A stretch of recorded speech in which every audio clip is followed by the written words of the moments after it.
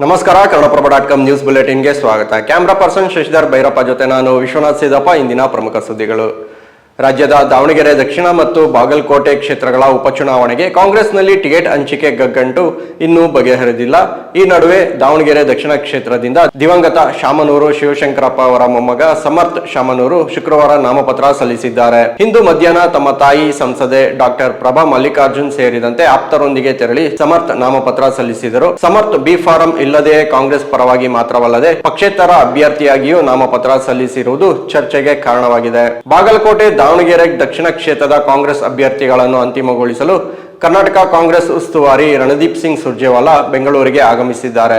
ಮತ್ತೊಂದೆಡೆ ದಾವಣಗೆರೆ ದಕ್ಷಿಣ ಉಪಚುನಾವಣೆಗೆ ಬಿಜೆಪಿ ರಾಜ್ಯ ಎಸ್ಟಿ ಮೋರ್ಚಾದ ಉಪಾಧ್ಯಕ್ಷ ಶ್ರೀನಿವಾಸ್ ದಾಸಕರಿಯಪ್ಪಗೆ ಟಿಕೆಟ್ ಸಿಕ್ಕಿದ್ದು ಇಂದು ನಾಮಪತ್ರ ಸಲ್ಲಿಸಿದರು. ತುಮಕೂರಿನ ಹುಳಿಯಾರು ಪೊಲೀಸ್ ಠಾಣೆಯಲ್ಲಿ 50 ವರ್ಷದ ವ್ಯಕ್ತಿಯ ಸಾವಿನ ಬಗ್ಗೆ ಸಿಐಡಿ ತನಿಖೆಗೆ ಗೃಹ ಸಚಿವ ಡಾಕ್ಟರ್ ಜಿ ಪರಮೇಶ್ವರ್ ಆದೇಶಿಸಿದ್ದಾರೆ. ಜೂಜಾಟದಲ್ಲಿ ತೊಡಗಿದ್ದ ಆರೋಪದ ಮೇಲೆ ಯಳನಾಡು ಗ್ರಾಮದ ಕಾಂತರಾಜುನನ್ನು ಠಾಣೆಗೆ ಕರೆತಂದು ಪೊಲೀಸರು ವಿಚಾರಣೆ ನಡೆಸುತ್ತಿದ್ದಾಗ ಬೆಳಗಿನ ಜಾವ 1:30 ಸುಮಾರಿಗೆ ಸಾವನ್ನಪ್ಪಿದರು. ವ್ಯಕ್ತಿ ಸಾವಿನ ನಂತರ ಗ್ರಾಮಸ್ಥರು ಪೊಲೀಸ್ ಠಾಣೆಯ ಮುಂದೆ ಪ್ರತಿಭಟನೆ ನಡೆಸಿದರು ಮತ್ತು ಇದು ಲಾಕಪ್ ಡೆತ್ ಪ್ರಕರಣ ಎಂದು ಆರೋಪಿಸಿದರು. ಸಾವಿಗೆ ಕಾರಣವಾದ ಅಧಿಕಾರಿಗಳ ವಿರುದ್ಧ ಕಠಿಣ ಕ್ರಮಕ್ಕೆ ಒತ್ತಾಯಿಸಿ ಶವವನ್ನು ಠಾಣೆಯ ಆವರಣದೊಳಗೆ ಇರಿಸಿ ಪ್ರತಿಭಟನೆ ನಡೆಸಿದರು. ಪ್ರಕರಣವನ್ನು ಗಂಭೀರವಾಗಿ ಪರಿಗಣಿಸಿದ ರಾಜ್ಯ ಸರ್ಕಾರ ಸಿಐಡಿ ತನಿಖೆಗೆ ಆದೇಶಿಸಿದೆ. ಶಿವಮೊಗ್ಗದ ತಾವರೆಕೊಪ್ಪ ಹುಲಿಸಿಂಹ ಧಾಮದಲ್ಲಿ ಗುರುವಾರ ತಡರಾತ್ರಿ ಚಿಕಿತ್ಸೆ ನೀಡಲು ತೆರಳಿದ್ದ ವೇಳೆ ನೀರಾನೆ ದಾಳಿಯಿಂದ ತೀವ್ರವಾಗಿ ಗಾಯಗೊಂಡಿದ್ದ ವನ್ಯಜೀವಿ ವೈದ್ಯೆ ಡಾಕ್ಟರ್ ಸಮೀಕ್ಷಾ ರೆಡ್ಡಿ ಚಿಕಿತ್ಸೆ ಫಲಕಾರಿಯಾಗದೆ ಇಂದು ಬೆಳಗಿನ ಜಾವ ನಿಧನರಾಗಿದ್ದಾರೆ. ಬೆಂಗಳೂರಿನ ಬನ್ನೇರುಘಟ್ಟ ನಿವಾಸಿ ಸಮೀಕ್ಷಾ ರೆಡ್ಡಿ ಹೆಬ್ಬಾಳದ ಪಶು ವೈದ್ಯಕೀಯ ಕಾಲೇಜಿನಲ್ಲಿ ಪದವಿ ಮುಗಿಸಿದ್ದರು. 1.5 ತಿಂಗಳ ಹಿಂದಷ್ಟೇ ಮೃಗಾಲಯದಲ್ಲಿ ಗುತ್ತಿಗೆ ಆಧಾರದಲ್ಲಿ ನೇಮಕಗೊಂಡು ತರಬೇತಿ ಪಡೆಯುತ್ತಿದ್ದರು. ಗುರುವಾರ ರಾತ್ರಿ ಸುಮಾರು 10:30 ಸುಮಾರಿಗೆ ಮೃಗಾಲಯದ ಆಸ್ಪತ್ರೆಗೆ ಹೋಗಿ ಹಕ್ಕಿಯೊಂದಕ್ಕೆ ಚಿಕಿತ್ಸೆ ನೀಡಿದರು. ನಂತರ ಗರ್ಭಧರಿಸಿದ್ದ ನೀರಾನೆ ಆವರಣಕ್ಕೆ ಪ್ರವೇಶಿಸಿ ಥರ್ಮಲ್ ಕ್ಯಾಮೆರಾ ಬಳಸಿ ಅದರ ದೇಹದ ಉಷ್ಣತೆಯನ್ನು ಪರಿಶೀಲಿಸಿದರು. ಈ ಸಮಯದಲ್ಲಿ ನೀರಾನೆ ಹಕ್ಕಿಯ ಮೇಲೆ ದಾಳಿ ಮಾಡಿತ್ತು.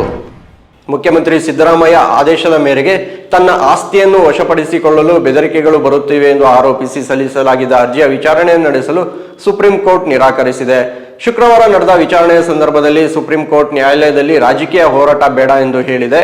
ನ್ಯಾಯಮೂರ್ತಿಗಳಾದ ವಿಕ್ರಮ್ನಾಥ್ ಮತ್ತು ಸಂದೀಪ್ ಮೆಹ್ತಾ ಅವರ ಪೀಠವು ಅರ್ಜಿ ವಜಾಗೊಳಿಸಿದೆ. ನನಗೆ ಬೆದರಿಕೆ ಬರುತ್ತಿದೆ. ನಾನು ಕರ್ನಾಟಕಕ್ಕೆ ಪ್ರವೇಶಿಸಲು ಸಾಧ್ಯವಾಗುತ್ತಿಲ್ಲ. ನನ್ನ ಭದ್ರತೆಗೆ ಅಪಾಯವಿದ್ದು ನಾನು ದೆಹಲಿಯಲ್ಲಿ ನೆಲೆಸುವಂತಾಗಿದೆ. ಕರ್ನಾಟಕದಲ್ಲಿರುವ ತಮ್ಮ ಸ್ವಂತ ಮನೆಯಲ್ಲಿ ವಾಸಿಸಲು ಸಾಧ್ಯವಾಗುತ್ತಿಲ್ಲ. ಕಳೆದ ಜನವರಿಯಲ್ಲಿ ನನ್ನ ಮನೆ ಮೇಲೆ ಕಲ್ಲು ತೂರಾಟ ನಡೆಯಿತು. ಗೂಂಡಾಗಳು ಮನೆಗೆ ನುಗ್ಗಿ ಪೀಠೋಪಕರಣಗಳನ್ನು ಧ್ವಂಸ ಮಾಡಿದರು. ನಾನು ಕರ್ನಾಟಕದಲ್ಲಿ ನೆಲೆಸಲು ಪೂರಕವಾದ ಆದೇಶ ನೀಡಬೇಕೆಂದು ಅರ್ಜಿದಾರ ಪರ ವಕೀಲರು ಮನವಿ ಮಾಡಿದರು. ಬೆಂಗಳೂರಿನಲ್ಲಿ ವಾಣಿಜ್ಯ LPG ಸಿಲಿಂಡರ್ಗಳ ತೀವ್ರ ಕೊರತೆಯನ್ನು ನೀಗಿಸಲು ತುರ್ತು ಕ್ರಮ ಕೈಗೊಳ್ಳಬೇಕೆಂದು ಕೋರಿ ಮುಖ್ಯಮಂತ್ರಿ ಸಿದ್ದರಾಮಯ್ಯ ಕೇಂದ್ರ ಪೆಟ್ರೋಲಿಯಂ ಸಚಿವ ಹರ್ದೀಪ್ ಸಿಂಗ್ ಪುರಿಗೆ ಪತ್ರ ಬರೆದಿದ್ದಾರೆ. ರಾಜ್ಯಾದ್ಯಂತ ವಾಣಿಜ್ಯ ಸಿಲಿಂಡರ್ಗಳ ಪೂರೈಕೆಯಲ್ಲಿನ ಕೊರತೆಯು ಜೀವನೋಪಾಯವನ್ನು ಅಸ್ತವ್ಯಸ್ತಗೊಳಿಸಿದೆ ಎಂದು ಸಿಎಂ ಸಿದ್ದರಾಮಯ್ಯ ಬರೆದಿದ್ದಾರೆ. ಸುಮಾರು 50,000 ಸಿಲಿಂಡರ್ಗಳಿಗೆ ಬೇಡಿಕೆ ಇದೆ. ಆದರೆ ಪ್ರಸ್ತುತ ದಿನಕ್ಕೆ ಕೇವಲ 1,000 ಸಿಲಿಂಡರ್ಗಳು ಮಾತ್ರ ಸಿಗುತ್ತಿವೆ. ಪರಿಣಾಮ ಅನೇಕ ಸಂಸ್ಥೆಗಳು ಮತ್ತು ಹೋಟೆಲ್ಗಳು ಮುಚ್ಚುವ ಪರಿಸ್ಥಿತಿ ಎದುರಿಸುತ್ತಿವೆ ಎಂದು ಬರೆದಿದ್ದಾರೆ. ಮತ್ತೊಂದೆಡೆ ಪಶ್ಚಿಮ ಏಷ್ಯಾ ನಡುವಿನ ಯುದ್ಧದಿಂದಾಗಿ ಪ್ರೀಮಿಯಂ ಪೆಟ್ರೋಲ್ ದರ ಏರಿಕೆಯಾಗಿದೆ. BPCLನ ಸ್ಪೀಡ್, HPCLನ ಪವರ್ ಮತ್ತು OICLನ XP95 ಪೆಟ್ರೋಲ್ ಬೆಲೆಗಳು ಲೀಟರ್ಗೆ 2.9 ರೂಪಾಯಿಯಿಂದ ₹2.35 ವರೆಗೆ ಹೆಚ್ಚಳ ಕಂಡಿದೆ. ಇವು ಇಂದಿನ ಪ್ರಮುಖ ಸುದ್ದಿಗಳು. ನಮಸ್ಕಾರ.